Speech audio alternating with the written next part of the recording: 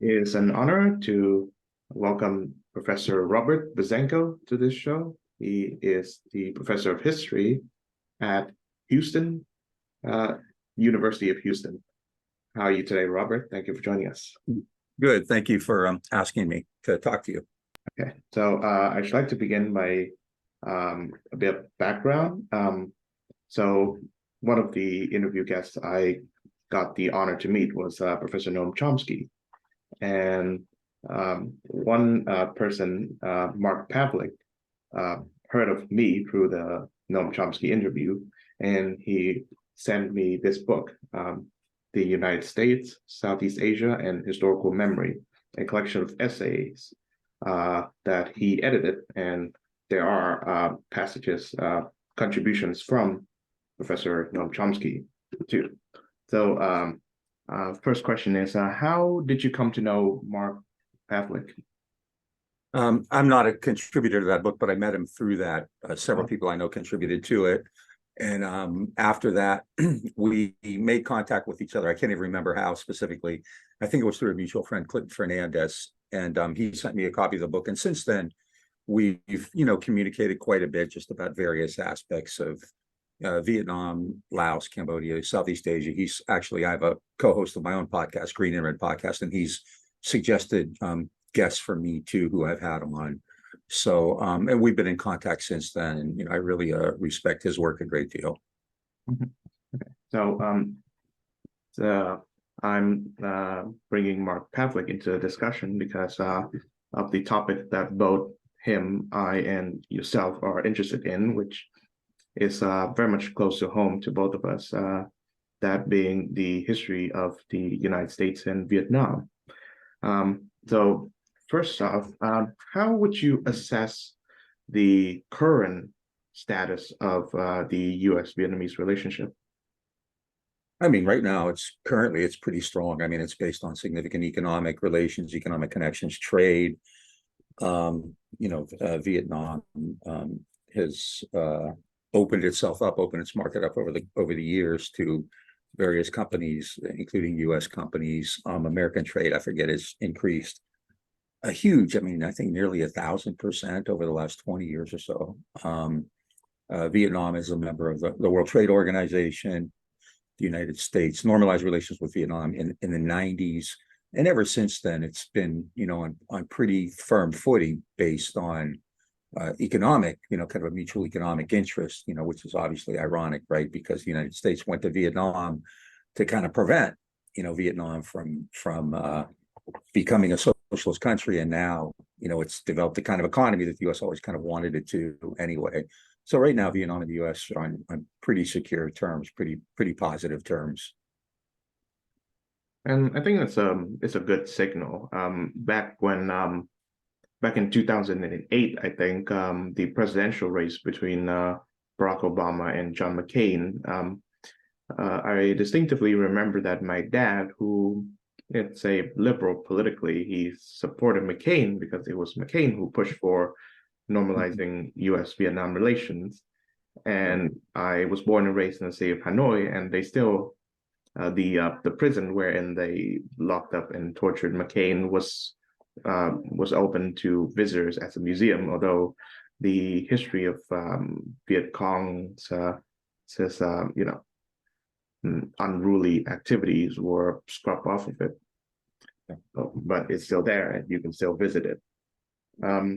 So my first question to you is, so when Vietnam was still known as Indochina, the colony of France, what was U.S.-American interest in it? Not a lot. The United States didn't really have much interest in that area until, after World War II. So in the early, 20th century, say, during the French period, there's this independence movement, and there are always these stories. I don't know if they're true or not, that Ho Chi Minh tried to meet Woodrow Wilson at Versailles. But inside the U.S., there was really very little awareness of that area. It was part of Asia. The United States had much greater interest in obviously in China and Japan. And so there, you really don't find much until World War II. During World War II, the U.S. actually, the Office of Strategic Services, which was, before the CIA, worked with the Viet Minh, the initial kind of liberation group, to, rescue flyers who were downed behind Chinese lines because they were fighting against the Japanese. So that's when the United States starts to take its first interest. And then after the war, Franklin Roosevelt and then Harry Truman had talked a lot about decolonization. And so that's when Vietnam became a more important issue, largely because the French went back in. France had been dislodged by the Japanese during World War II. And when France went back in to kind of reclaim its colonial status, the United States reluctantly actually went along with it. And so that's when you start to see the U.S. get more involved. And then by 1946 or 1947, as the French and Viet Minh actually begin, kind of skirmishing and then hostilities, the United States began to send money over to the French. And so by 1950, the U.S. was sending a significant amount of money, hundreds of millions of dollars, which, this is an area they kind of ignored prior to that. And so it was a significant commitment. They didn't want to see another country become communist after China's revolution. And they wanted to make sure that Japan had countries there who were on friendly terms, who they could trade with and invest in and things like that. And it just kind of took off after that as part of the, the general tenor of the Cold War was that anything that was a communist, and that often meant nationalist or neutralist or whatever. Obviously, in the Vietnam case, they had a communist party. The United States opposed it, even though in Vietnam's case, Ho Chi Minh reached out. He quoted from the U.S. Declaration of Independence. Clearly, the Vietnamese and the Chinese were never on really good terms. They've been, traditionally for millennia, really, they've been hostile to each other. So that's when the United States really starts to get deeply involved in the early 50s through the First Indochina War. And then after the Dien Bien Phu in Geneva, got really heavily involved in kind of helping to create and then support that the government in the South, the RVN. Mm-hmm. Yes, and I think in Vietnamese historiography, we tend to focus a lot more on the French colonial period rather than the American War period. Maybe it was due to political reasons, or maybe because the French colonial period lasted longer. But we do focus on the 9 years between 1945, which is where the French and the Japanese left Vietnam, and till 1954, when we finally won the battle in Dien Bien Phu. That's what Vietnamese historiography would tell you. So between, say, 45 or 46 to 54, we had another war with France. We call it, I think in America, you call it the First Indochina War. Right, right. I wonder if the US's allyship with France at that time propelled its policy to be more pro-France and anti, I guess, Indochina, so to speak. Yeah, totally, absolutely. The United States actually wasn't thrilled about France going back in to Indochina, mainly because it was more concerned about Europe, and it didn't want France being distracted by its colonies, by having these colonies and reimposing its will there and spending money and sending soldiers there and sending administrators there. However, when France decided to do that, the United States supported it because it didn't want to alienate the French. The French had, inside France, there was a strong anti-intervention movement. There was a strong left in France who wanted to get out of Indochina. And the US was afraid that if it kind of took that same approach, it would help the French left, the French socialists, the French communists. It didn't want to do that. So the US did support France's reentry. And once it decided to do that, it went in pretty big. And, like I said, I think it was also important that after the Chinese Revolution in 1949, the United States wanted to make sure that there would be no more communist countries in that region. But yeah, the U.S. And I mean, I think the French period is much longer, right? It lasts from the mid 19th century onward, and this is when you see the origins of that, like that modern resistance and the creation of the Viet Minh, the creation of the Indo-Chinese Communist Party. And the U.S. is always going to be hostile to communist parties or really even nationalist movements. But yeah, I mean, the Indochina period, yeah, in the U.S. we tend to refer to as the first Indochina War, is it's very important. There's a lot of literature on it. But at that time, the U.S. really didn't have much interest in the region. In fact, it was probably more involved in like Malaysia initially than in Vietnam. But then after World War II, that whole region was kind of up for grabs due to the Cold War, and especially after the Chinese Revolution, and then it wanted to rebuild Japan too. So which it did. Japan gets rebuilt as this liberal capitalist society. So Vietnam is important kind of in that indirect way, and then it became obviously as important as any country in the world. The U.S. starts pouring money and eventually soldiers into that region. Mm-hmm. Right. So after 54, when the final victory against France was completed, the Dien Bien Phu battle, there was such a thing called the Geneva Accords, and we were taught in our history class that it requires the partition of Vietnam. So there's part in the north, and that's one in the south, and the situation would go on until the hypothetical year of 1956, where there is a general election wherein the partition could either stay the same or the two Vietnams will be unified. So what stopped that from happening? Yeah, there's a convention, East-West Conference in Geneva, which was scheduled already, and then just by coincidence, a great coincidence for the Vietnamese, Dien Bien Phu happened like right at that very time as well at Geneva. So the Viet Minh, went to Geneva, assuming Ho Chi Minh and his group, the Indo-Chinese Communist Party and others, it's a front, so it's more than just a communist. But they went to Geneva assuming that, and they thought the same thing in 1946 after World War II ended, in 1945, I'm sorry, after World War II ended, they thought that would, the other countries would recognize them as the leaders of a unified Vietnam.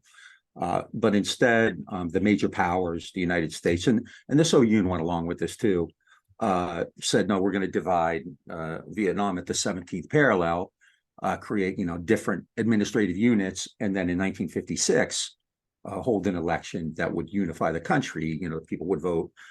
In the U.S., everyone knew. I mean, if you look at the archives, I've gone through all of them, Dwight Eisenhower, the CIA, the Army, National Security, everybody who studied it said Ho Chi Minh will win an election easily. So everybody is aware of that. And so the United States helps create this country in the South, the RVN, the Republic of Vietnam. One of the problems they had was that pretty much everybody in Vietnam was in some way supportive of the Viet Minh. It was a front, it was led, I mean, the people who led it, whether it be Ho Chi Minh, Van Nguyen Giáp, Lê Duan, Trong Chin, all the famous names, right, were communists. They were in the Indo-Chinese Communist Party, but even the nationalists were opposed to French reentry and opposed to, they wanted a national independent government. And so the United States didn't have a whole lot of options. So it reached out to Ngo Dinh Diem, comes from a very well-known family in Vietnam, well-known Catholic family in Vietnam, and who was a nationalist in his own way, and they helped put him into power as the president in the South, the RVN. But in 1956, those elections never came. They were postponed. Everyone in the U.S., and again, if you look at the records, everyone has said, from Eisenhower, the Department of Defense, everyone on down said, if there's an election here, the Ho Chi Minh, the Viet Minh will win 80% of the vote. And so they helped engineer the canceling those elections. There were elections in the South, and Diem won 99% of the vote. And from that point on, the U.S. contribution became quite big, hundreds of millions of dollars, ultimately advisors, and then obviously a big war. But yeah, in 1954, it seemed like that would be kind of a temporary partition, but it obviously ended up very different in 1956. Mhm. Right. So there's a wonderful, interesting episode in Vietnamese and American history. I think it's more spoken of in American history, although not very commonplace, and that being Ho Chi Minh was part of this group known as the Deer Team, and the Deer Team was associated with the OSS, of Office of Strategic Services, Mm-hmm. precursor to the Central Intelligence Agency, the Yeah. CIA. How did that come about, and what was Ho Chi Minh's role in that? Yeah. There's I think one of the leaders of that was a major named Allison Thomas, who actually commented and wrote about it a bit, which was really fascinating. Um, Obviously the United States is an ally of China during World War II. Mhm. And so Japan was shooting down, pilots in the war. And so the Deer Team, the Deer mission, was going behind enemy lines to try to rescue these downed pilots. And they reached out to Ho Chi Minh and the Viet Minh and actually had a really good working relationship. And this went up the chain in the United States. Other officers commented on how helpful the Viet Minh were. And so, when I started doing my research many years ago on this, it's really striking how many American officers said, spoke really well of the Viet Minh and specifically said, I hope they get their independence after the war. I think there's a lot of issues there, right? But one of the biggest is the United States never was able to divide the United States, Vietnam and China to kind of see that there were differences there.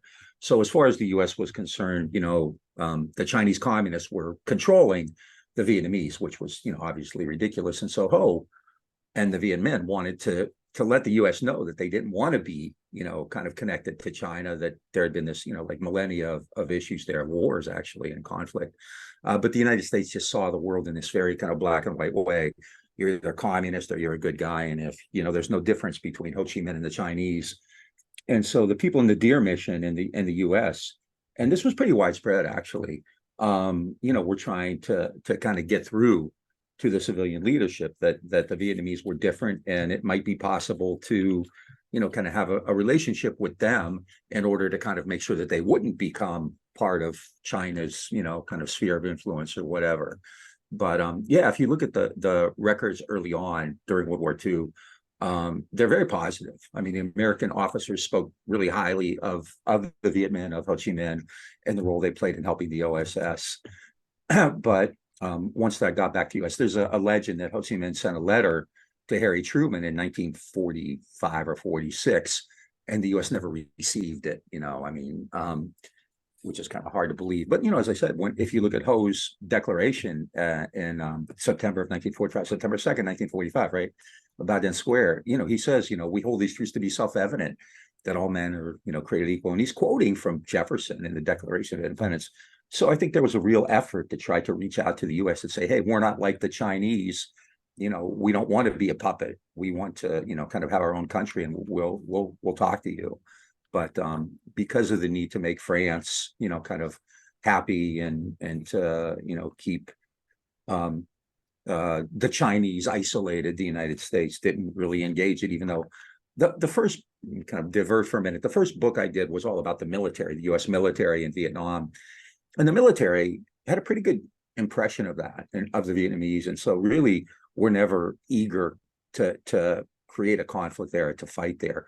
So if you look at the military's advice, it's generally pretty positive about the Viet Minh. They realized they were communists and revolutionaries, but at the same time, they thought they could do business with them. They thought they could work with them. But once it gets to like Truman and the White House and the civilian secretaries and things like that, they wouldn't hear of it. So I think that was a huge opportunity lost, unfortunately. Mhm.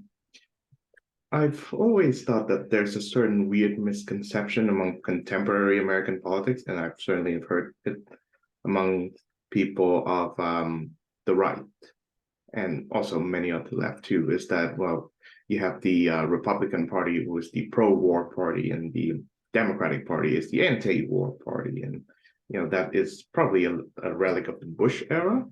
But the way I see it, some of the presidents who are most responsible for the worst parts of Vietnam, for example, were Democrats. Absolutely. You mentioned Truman, but Yeah.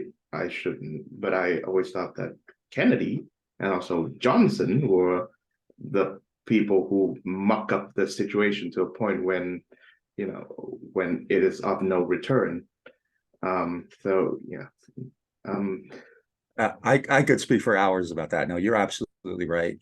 And I think that the Democrats have kind of revised their own history of it, and especially the Kennedy people. This is something I've been arguing about for like a couple of years now, with because part of this whole kind of Kennedy conspiracy crew was saying Kennedy was going to get out of Vietnam and he didn't want to fight a war in Vietnam, and yeah. they ignore the immense level of escalation during the Kennedy years, and Johnson too. So yeah, I mean, but I mean, if you look at the entire Cold War, the Democrats are a war party.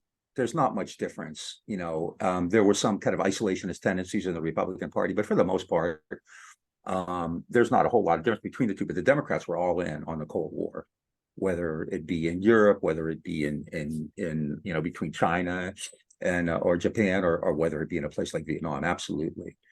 Truman, Kennedy, Johnson. I think people like to argue that the Democrats were different because when there started to become more kind of an outspoken, criticism of the war, it did come from Democrats like William Fulbright or Frank Church or others. But for the most part, the party itself, and certainly the party, the people who were in charge, the president, the secretary of state, people like McNamara, Dean Rusk, Walt Rostow, George Bundy, early on, were all really gung-ho and thought Vietnam was very important. So yeah, it's absolutely. But I would say the whole Cold War was heavily had heavy Democratic involvement. That Democrats were a party of war, party of the military, party of military budgets, which always went up. I mean, I think we're seeing that today even with Biden, right, where you see this immense military budget and this kind of extended role all over the world. I mean, I don't think today the Republicans who criticize the war are terribly genuine. I think they're just doing it because it's Biden and they like Trump. But the Democratic Party has never really been a dovish party. There have been elements in it, McGovern and, like I said, Frank Church and, Bernie Sanders today. But for the most part, no, the party is heavily involved in Vietnam, heavily involved in fighting the war there and increasing the war there. Mhm. I think you and I might both agree that currently, as we are talking, Robert F. Kennedy Jr. is running for president. Among the many kooky things that he believed, I think you can kind of discount that, but I think his most egregious faux pas, in my view, is that he's trying to rewrite what the Kennedy stood for. Yeah, and yes, in particular, he was going on about how if he, a Kennedy Democrat, so to speak, would be president, then the U.S. would not be in Ukraine. But again, John F. Kennedy was a pretty hawkish man. I mean, this is something for about a year and a half or more. There's that famous movie by Oliver Stone about Kennedy, which basically said that the deep state, right, the CIA and the FBI, and the military had him killed because he was a man of peace. And I've been arguing and debating them for a long time now. And there's just no evidence for it. There might be an anecdote here or there, but if you go and look at the records, I mean, Kennedy, 3 weeks before he died, he engineered a coup in Vietnam. Yes, like if you're going to get out of a war, you don't overthrow the government on November 1st, 1963, because that just kind of creates even more problems. In the military, the U.S. military was warning him constantly, like, this is not a good idea. Let's not get involved there. The people, the one thing that really is common is that, and I happen to believe it, but the U.S. military kept saying, look, the Diem regime is pretty repressive and it's not very popular in Vietnam. And, they're probably not going to win the war. And, despite that, Kennedy, there were 800 American advisors when Kennedy took over in 1961. By the time he died, there were 16,000. The United States started sending in armor and helicopters using napalm, sending in, hundreds of millions of dollars. The RVN, Southern Vietnam's army, at one point became like the third or fourth biggest army in the world. And that was, through U.S. money. So no, Kennedy was hawkish. He was hawkish in Cuba consistently, even after the missile crisis of October of 1962. So, but this is something, and the RFK candidacy has really given new life and new oxygen to this idea that, the deep, I mean, Kennedy was the so-called deep state. He was one of them. He was a militarist, he was a Cold Warrior.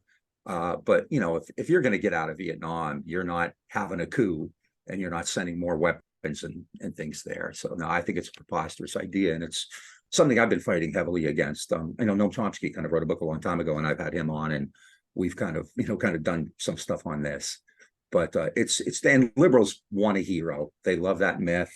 They want to believe that Kennedy was different and he was this young guy, and he was killed because he was going to change the world and all that kind of stuff. But the problem is, if you look at the record, if you actually go in, and there's a huge documentary record, much of it's online, there's just nothing there. I mean, everything he does is to kind of increase hostilities, increase tension in Vietnam, but also in Europe and Cuba, throughout Latin America, overthrowing governments. So Kennedy's one of them. I mean, he's as much a Cold Warrior as anybody is. So Yes, and that's an important, really important point. Yeah. Yeah, I hear it often said that Kennedy was obviously so-called assassinated by the CIA because he was going up against the CIA, but then Camelot, which is the second generation of FDR's brain trust, is the establishment, so to speak, right? But nevertheless, I think for many of his good qualities, I must admit, Kennedy is the one that caused Vietnam to get worse. Eisenhower can be blamed, Truman can be blamed for getting involved, but it was Kennedy that made it worse. And I think the one event that we can all point to, which happened in the same year as Kennedy's assassination, so it got overlooked by his tragic passing, is that he engineered the coup that overthrew Ngo Dinh Diem, the first president of South Vietnam. And I kept coming back to this very wonderful anecdote that may or may not be historically correct. So when Diem find out that his generals, either Nguyen Van Thieu or others, were going up against him, and he phoned President Kennedy. He says, "Hey, my generals are going up against me. Aren't you going to do anything about it?" Kennedy was, I think, half-heartedly says, "Well, this is 3 or 4 a.m. in the U.S." Which, time differences that would normally be 10 a.m. in Vietnam. But of course, what Kennedy already knew is that he knew that would happen all along. And obviously that was the last time anybody heard from Diem. He was killed tragically. But what I want to ask you is, why did the U.S. administration thought that Diem was no longer useful? The ZMs were no longer useful? Why did they because come to that? I mean, the traditional story is that because of the Buddhist, right? Yeah. So you have this growing conflict and tension between the Buddhist, and ZM is sending troops into the temple at Hue.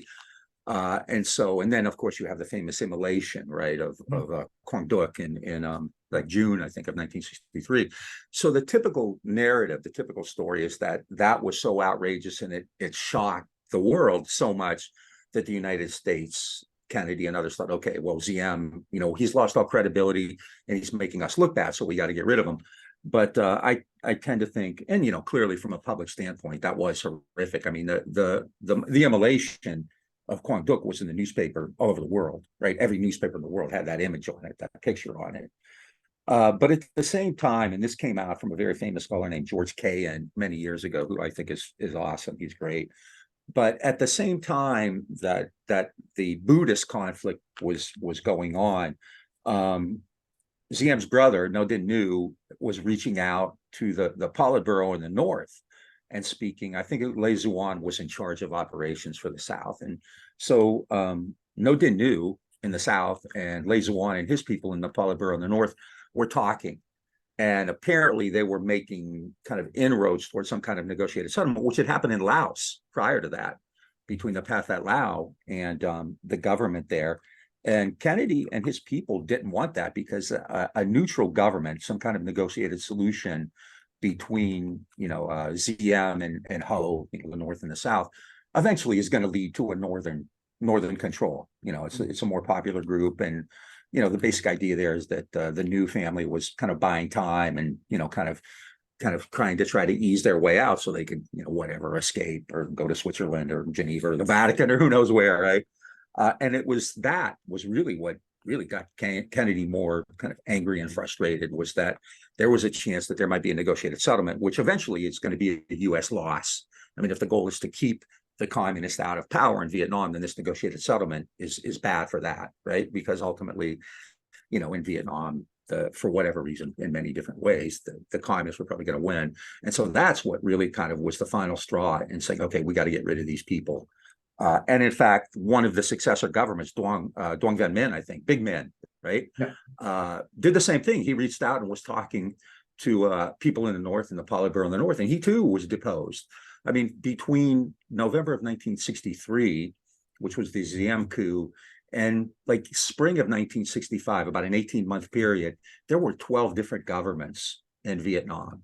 And these were, I mean, obviously the US has and the CIA has a role in it, but this is mostly the Vietnamese military trying to do this, right? And there's, the political situation there. And I mean, throughout that period, if you look at US records, they're saying like, this is a mess, and eventually that's what leads the US to get involved and actually send troops in, because it's going so badly that they figure like that Viet Minh, or by this time Viet Cong or NLF, however you want to refer to it, PAVN, however, DRV, victory was inevitable. So by early 1965, the U.S. says, we're in a bad stage here, and if we keep this up, we're going to lose sooner rather than later. In fact, I think Dean Rusk said that we're going to lose sooner rather than later. And so that's why when you really start to see the huge commitment, you start to see ground troops, you start to see way more troops go in, much more firepower, expanded bombing raids. I mean, you saw the first in 1964, you started to see the U.S. start to really ramp up the air war against Vietnam, and then, but yeah, the coup, I think, I mean, clearly the Buddhist crisis had a lot to do with it, because just in terms of public, the U.S. is saying, in the Cold War, we're the good guys, we support freedom and democracy, the communists are the bad guys, and then you see, these temples are being invaded by troops, and they're, making laws that you're not allowed to fly Buddhist flags, and they're, and then especially reaching out to the North to have some kind of negotiated settlement. I mean, that's one of the big what ifs, right? What if they had done that? Vietnam may have been spared this brutal, ugly, deadly, bloody war that has created so much misery and anger over the years. But Kennedy would not allow that to happen. So that's an issue that it's really important to me. It's one that I know pretty well. And the whole kind of Kennedy myth is, I think, really dangerous, create this idea that this guy was a hero. And now, the RFK candidacy, I agree with you, he's a lunatic on a lot of different levels, but this one I think is really dangerous. And I think it's ironic that people on the left love it for that, even though if you look at the other stuff he does, he's nuts, right? And it's not a left candidate at all, but there is just this fascination. Oliver Stone's movie has a lot to do with that, but yeah, it's pretty dangerous. But Kennedy, I think, was reaching out. I'm sorry, Ziem, I think, was reaching out. He and his brother were reaching out to try to figure some way out of this. And the U.S. really, once it got wind of that, was really quite upset about it and said, okay, no, we got to get rid of this guy. Mm-hmm. Yes. And I think what's striking about Ziem, I think, is that in terms of the U.S. picking who to back, so to speak, Diem is much less, involved. His experiences with Americans is much less than Ho Chi Minh, given what we've established regarding the Deer Team. And also, if we expect someone to be more pro-US and would later on be more pro-democracy, as in letting other people rule for once, Diem would not be the perfect candidate for that, because he never really grew up in the democratic tradition. He's a Mandarin. Obviously, he's a relic of the the monarchy, and he's also a very devout Catholic. Nothing wrong with that, but once you let that belief, carry away and you start repressing people who do not share your beliefs, i.e. the Buddhists, then that makes you not a democratic candidate. Ho Chi Minh had obviously a lot more involvement with the US. He quoted the American Declaration of Independence in his own Declaration of Independence. Overall, one might say that he's not really democratic, but is open to the idea. Diem wasn't. Nevertheless, overthrowing Diem was a bad idea because it really opened South Vietnam to a military dictatorship. Because it was Nguyen Van Thieu and everybody. It was a succession of generals who ran that country, right? Yeah. One of my colleagues in Houston, Dwayne Nguyen, has written a book, I think it's called Unimagined Communities, which is actually kind of gives a different version of Diem. I mean, the US used to always say Diem is America's puppet. And I mean, that's really not true. I mean, if he was a puppet, he would have probably still been there, right? The fact is, he wasn't doing everything the US wanted him to do. And part of that, as you said, Vietnam's not a liberal democracy, neither North or South. It wasn't. So they didn't have that tradition. So Diem didn't either. And so the Americans wanted to go there and to create a constituent assembly and have all these different kind of look like an American political system. Well, you don't just place that into a country that doesn't have that. You just can't create it out of thin air. And so Diem was far from a puppet, in fact. Clearly doing things that the United States, I mean, the US had no problem sponsoring countries that were brutal. Guatemala, the Shah of Iran, it's going on all over the world. But Diem was getting a lot of attention. There was a camp, like a prisoners camp, where I think over 1,000 people starved to death in southern Vietnam in 1958 or 1959. Then you had obviously the Buddhist situation. And this is when the US media started paying attention to it as well. Earlier we talked about what did the US do? The US didn't really know anything. I mean, by 1960, there were really very few, if any, Vietnam experts or people who could speak or read Vietnamese. But by 1961 and 62, you started to see New York Times stories about it, and you started to see people get involved in this kind of resistance to the war. People talk about it, and when that happened, especially the repression of the Buddhists really hit hard, because this is not what the U.S. is supposed to be doing, right? It's supposed to be fighting for freedom and democracy, and you're supporting this government here, which is, sending troops into temples, or, it's so bad that they're convincing this holy man to burn himself in the middle of Saigon, in front of all the media. And so, it becomes a real issue, but it really kind of exposed the entire American effort there. The idea that we're here to support democracy. Oh, well, and then, like you said, it led to chaos and then, kind of military dictatorship. I mean, there were, I forget what year there was an election there, and two was probably going to lose. And the United States went in and just pumped a bunch of money into it. And Diem, prevented other candidates from running. He did it way more than Trump did, right? And and got away with it. And so the United States is aware of that. So, and that became one of the reasons, like in the U.S., that a lot of liberals turned against the war, because it was seen as kind of a hypocritical and an abandonment of these American ideals. This is happening all over the world. In Vietnam it became big, but the U.S. is doing that in, like I said, in Guatemala and Iran, in Iraq and Guyana and Cuba, all over. But in Vietnam is where it became, this big, huge war. But it's kind of the same idea. I've always suspected that the reason why anti-communism was so fervent in my own country is because the U.S. Foreign policy apparatus thought that they did not prevent China from becoming communist. They did not entirely prevent Korea from going communist. So there has to be, some harder hits here. And that brings us to one of the two key persons associated with the war, being Secretary of Defense Robert S. McNamara. And my impression of him is that he was highly trained, but not for the job that he took, which is Secretary of Defense. He took a very technocratic approach to military that upset the people who are in the military top brass, who's a civilian telling us what to do. You know, he was best known at that time being one of the whiz kids, right? Who ran the Ford company. Right. Right. So McNamara was best known for his thesis that there's a domino effect of communism, and South Vietnam, so to speak, is a bulwark against all that. But if that is the case, then why would you want to destabilize South Vietnam by overthrowing its leader? Yeah, there's so many contradictions there. Yeah, McNamara, like the first Secretary of Defense was George Marshall, right? Who was a war hero, 5-star general. And so McNamara is plucked out of the civilian corporate world. He was the president of Ford.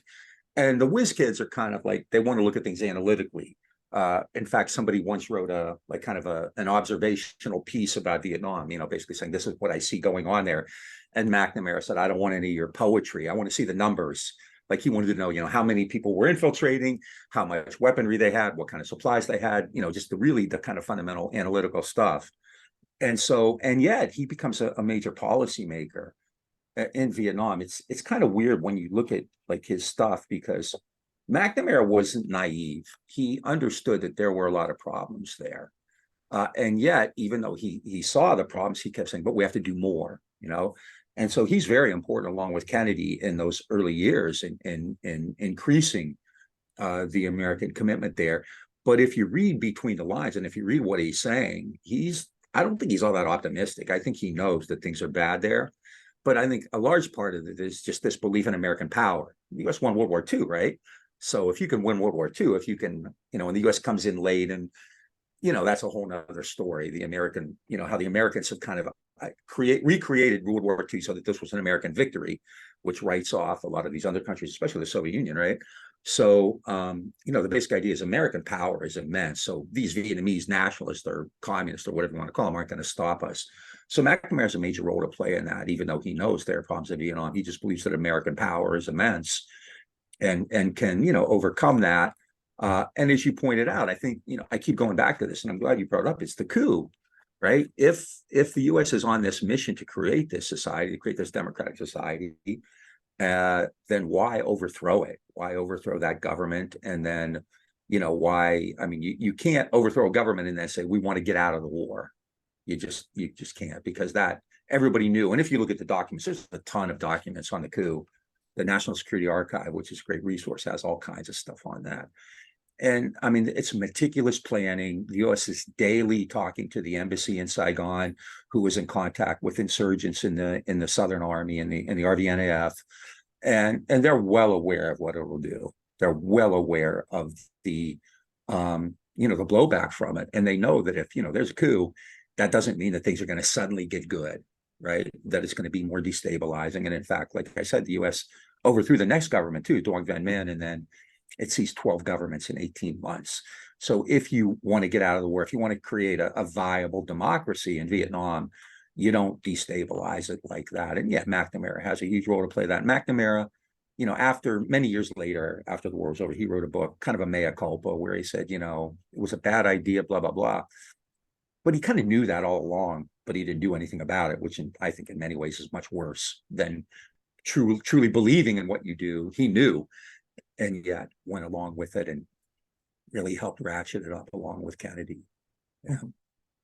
Right. So I think the second figure I'd like to bring up is Henry Alfred Kissinger, who's celebrating his 100th birthday this year. Oh boy. That's crazy. Yeah.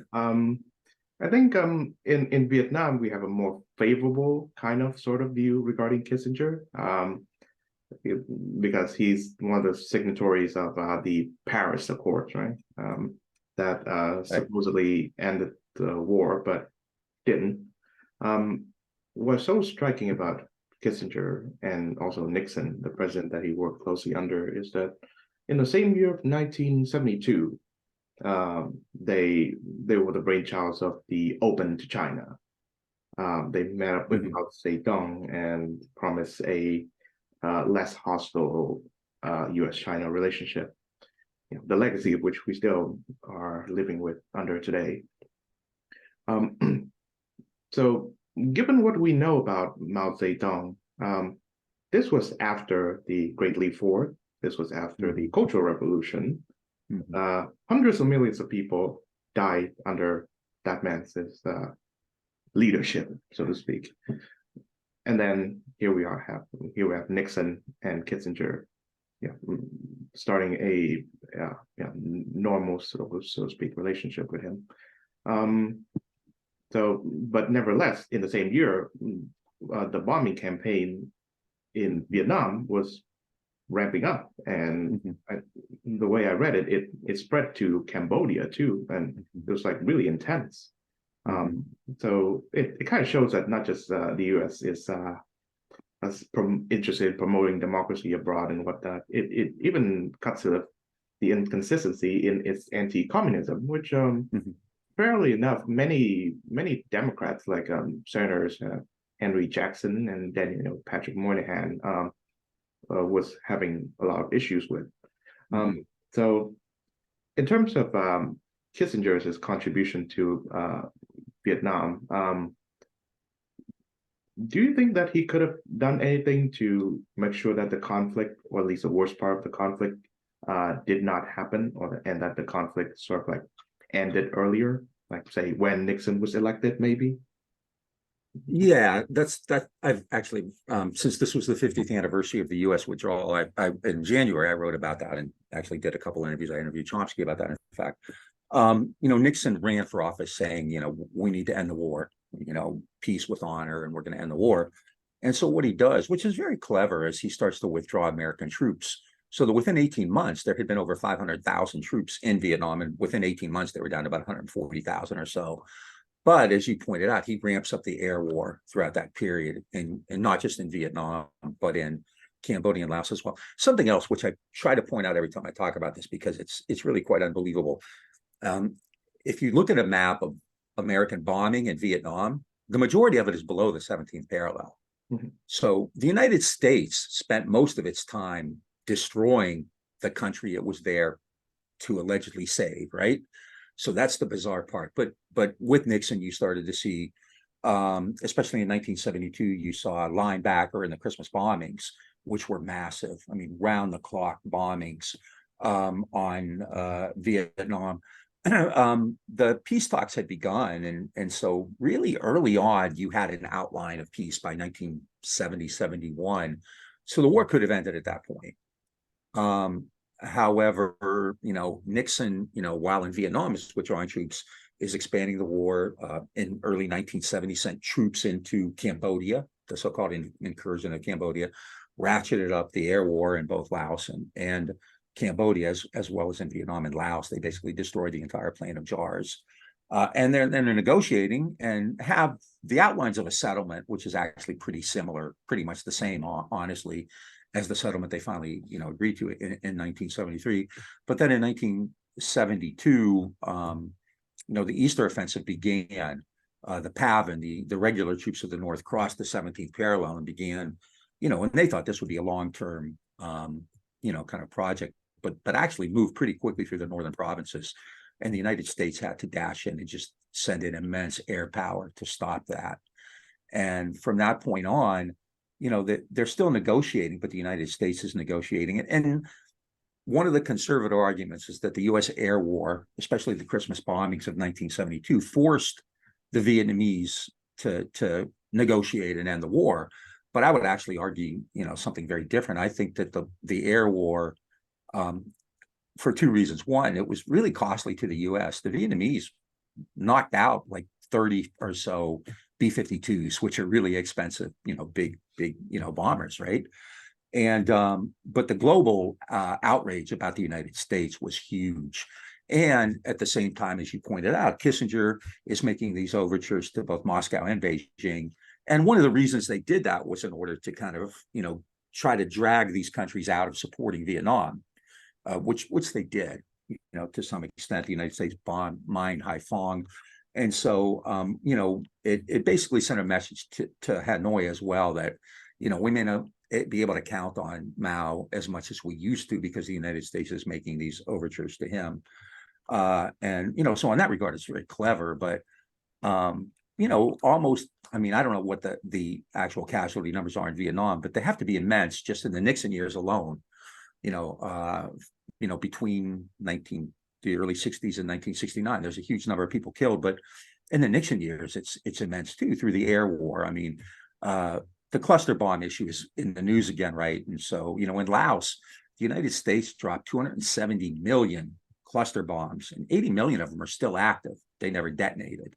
So, Kissinger ended the war. They did. Nixon and Kissinger ended the war, but they ended it, at a great cost. And I think one of the things they did, I would argue they meant to do, was really destroy Vietnam badly, to the point where after the war ended, it was going to be really hard for Vietnam to rebuild unless it kind of went along with a lot of the US ideas in terms of reconstruction and, rebuilding a socialist economy and getting money from the IMF and the World Bank. And, the US had promised reparations, which it then, didn't give. So, yeah, I mean, I've talked to Vietnamese before who have a different view of Nixon and Kissinger, and they tend to be Republicans, which has always been kind of surprising to me because, in my mind, they blew up the country as much as Kennedy and Johnson did, but they just did it differently.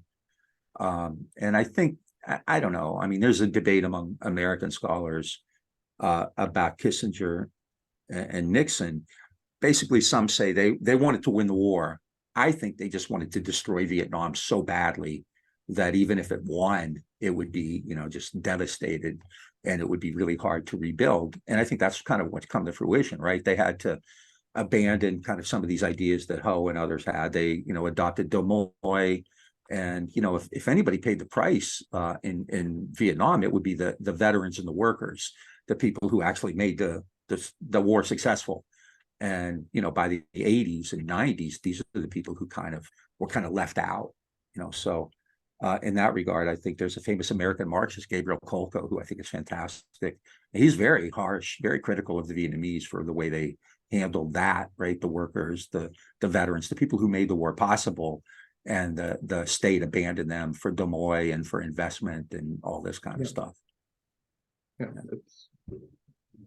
So I wonder, when did the, I guess, anti-Vietnam War sentiment starts brewing in the US? Initially, not to a huge degree. In like 1963 or 4, you started to see the media start to write a little more critically, especially two New York Times writers are very famous in that regard, Neil Sheehan and David Halberstam started to write, and there were others, Homer Bighart, there were actually quite a few, but the American media started. But then in 1964, you started to see, especially younger people get involved, and they started having like teach-ins, like where they would invite people to campus. And initially, actually, this is really kind of wild. The Johnson administration would send people to debate anti-war people, right? So, for instance, George Bundy, who's a national security advisor, debates Noam Chomsky at MIT, right? And they stopped doing that fairly quickly because it wasn't going well. You started to see these teach-ins start, kind of taking shape all over. A group called SDS, the Students for a Democratic Society, had called for a rally in Washington in 1964, and they were hoping a few hundred people would show up. But in fact, something like 25,000 did. And from that point on, you started to see, especially on the college campuses, because remember, there's a draft at the time. So you start to see a lot of younger men on campus who are, thinking like, oh, I get drafted, I might go to Vietnam, right? Mm-hmm. And so you start to see that movement build. Unfortunately, it kind of, in many ways, takes away from the civil rights movement because a lot of people kind of, instead of civil rights, started focusing on Vietnam. And in the United States, by 1965, Vietnam is a bigger issue. If you, did polling of Americans, what's the biggest issue? What's the most biggest problem we have? It was Vietnam, not civil rights anymore. They assumed civil rights was taken care of. And so at that point, the movement gets a lot bigger. You started to have big rallies, 1967 March on the Pentagon. You had in 1969, the mobilization, the moratorium. And you started to see locally, you had, draft dodgers, people burning their draft cards, young men, so-called draft dodgers going to Canada. And then you started to see like mainstream people, as I mentioned before, people like Fulbright, Frank Church, George McGovern, and others criticize the war. And then you started to see like the mainstream media, basically because they thought it's not that important an area for the United States. The US is spending a ton of money getting people killed there. And one of the big issues was credibility. Like, the US believes it needs to show its credibility by supporting Vietnam because they want other people to know that you can trust the US. But at the same time, the things that the US was doing, it was being accused of war crimes, especially after things like the My Lai massacre and, the famous Zippo lighter to a hut, burning a hut down. The United States was now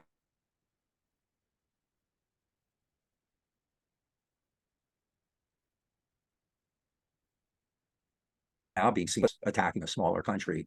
And so the US is starting to lose credibility as well. So the anti-war movement is really vital. And then you start to see like soldiers get involved in it.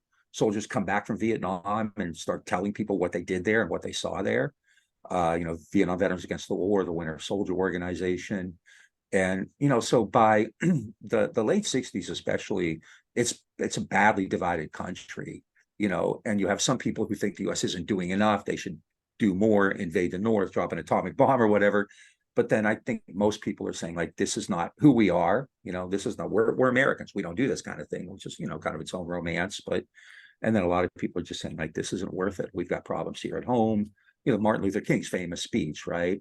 That, we have all these problems here at home and we're allegedly fighting for democracy in Vietnam, but, black and white kids can't sit together at the same table in the United States. So it became really, really divisive. America's badly divided today, obviously, probably worse in many ways, actually. But, this is in the glow. I think the thing that's important is this is in the glow of the Cold War. World War II, the early Cold War, the United States is on top of the world. It's seen as, the United States kind of rewrote the record. We won World War II, right? We're defeating the communists. We're standing up for freedom. And Vietnam kind of exposed that for a lot of people and gave rise to a left in the United States. Academically, there was the new left. There were a lot of students. There were a lot of people who were saying, you're no different. You can't talk about the Soviet Union when you're doing the same thing, And I think that really kind of gave pause, So since then, we've seen when wars take place, the media doesn't get the same access. And, we now have, all these like anti-protest laws and the surveillance state and things like that, which make it harder to protest the war like that. The anti-war movement became quite important, quite big. And I think, really kind of made it harder for Johnson and Nixon to kind of do the kind of things they would have probably liked to have done. Yeah, so in 1964, probably the most well-known text of the, I guess, New Left movement, One-Dimensional Man by Herbert Marcuse was published. Yeah. Very abstract text, but yeah, but very readable too. I think he had a concept called the welfare warfare state, where he links what, say, a given state, he is meaning the US, was doing abroad. It was making connections with what he's doing back home. So, as the US is going to these foreign adventures abroad, it is increasing its like repression of, say, domestic dissidents back home. I wonder if you find any truth in that particular argument. Oh, sure. That's really kind of a key element of the entire Cold War. The idea that you demonize this other side in like moral terms, right? They're devils, they're demons, and we're the good guys, right? It's the Soviet Union, right? And part of that is because it justifies, as Eisenhower said, a military-industrial complex. Republican president, 5-star general, who pointed that out. We're spending all this money on the military rather than on education or healthcare. Same as in 2023, right? Hasn't changed in that regard. And it also ramps up the internal security apparatus. I mean, the CIA was originally created for foreign intelligence, but it starts like spying on Americans, and the FBI gets more power. You have the famous COINTEL probe, the counterintelligence probe, which goes after civil rights groups, labor groups, the Black Panthers, SDS, women's groups, celebrities. They had files on Frank Sinatra and Lucille Ball and Harry Belafonte and all that kind of stuff. And yeah, so I think it made it clear that it's the irony, right? The contradiction, the hypocrisy. We're fighting for democracy, but here at home, if you criticize the war, we're going to be investigating you.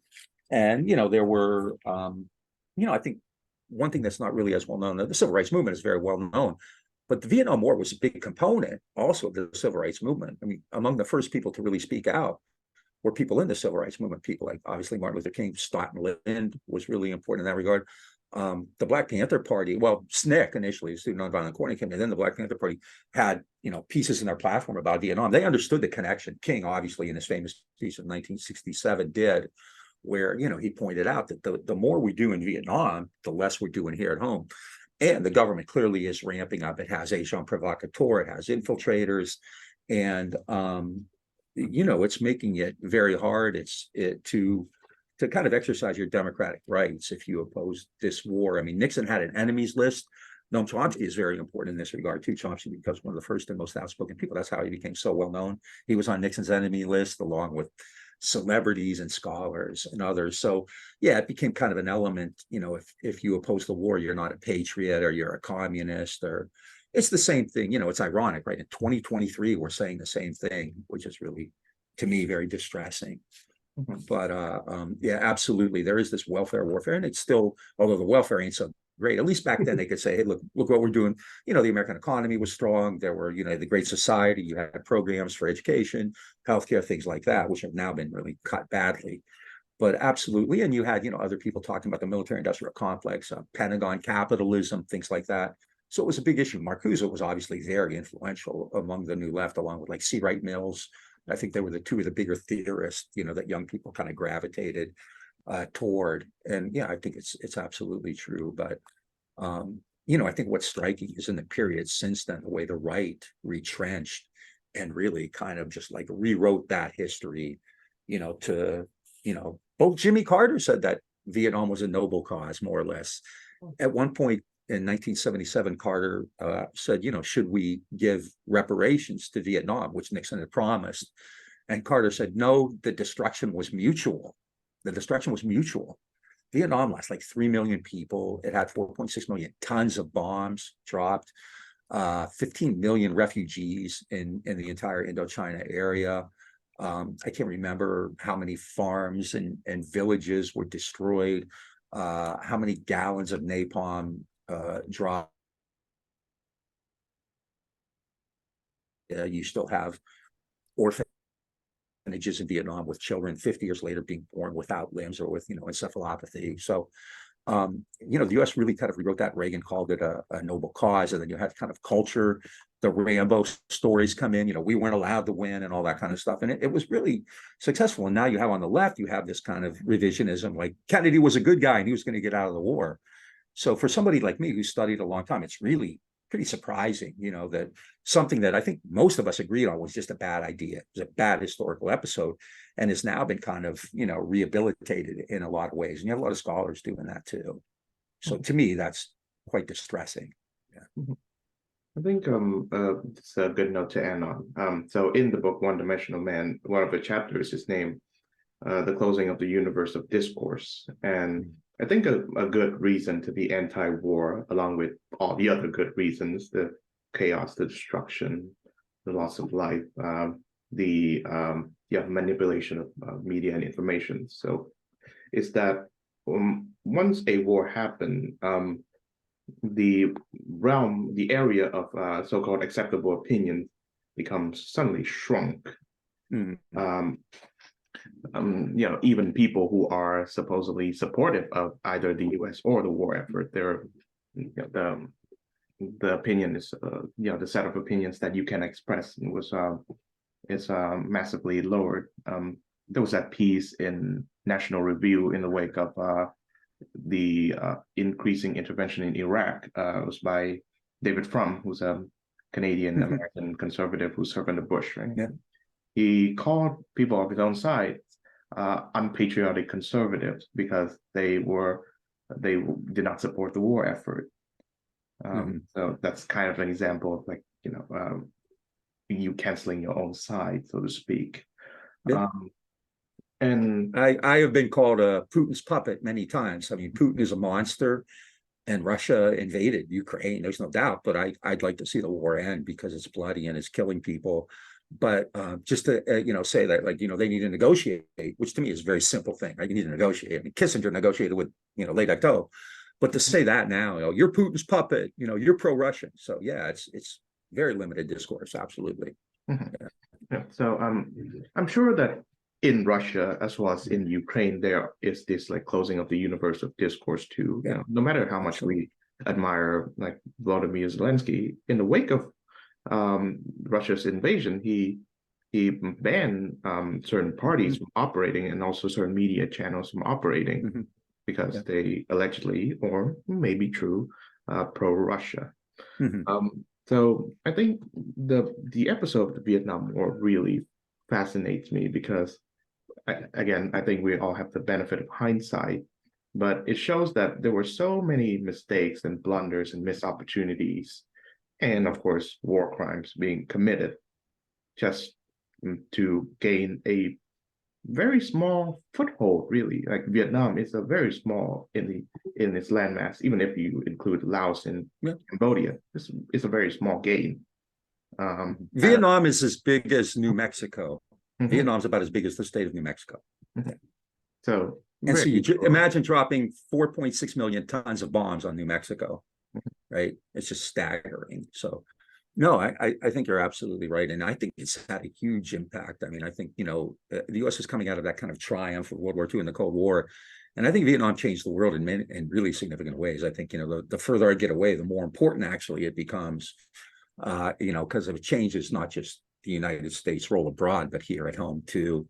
And this is when you see kind of the abandonment of a lot of social programs and a lot of social, you know, and obviously the increase in the surveillance state, the diminishing of discourse. So I think it's incredibly huge, and it's being rewritten in ways that I find, you know, quite disturbing to kind of, you know, there are books now which are very well received, which kind of write the U.S. out of the war. What's the one, Hanoi's War? Lien Hong Nguyen, I think, who, you know, kind of, it's basically everything is Lê Duan's fault. Lê Duan is a hardcore communist, no doubt, but it kind of ignores the U.S. You know, the United States is 500,000 troops and bombs and B-52s and napalm and destroying villages and engineering coups. And if you leave that out of it and just, I mean, that's disturbing to me, you know, so. yeah, I think we can end on that note. Thank you very much, Professor Robert Buzzanco of the University of Houston, for joining this show. Thank you very much.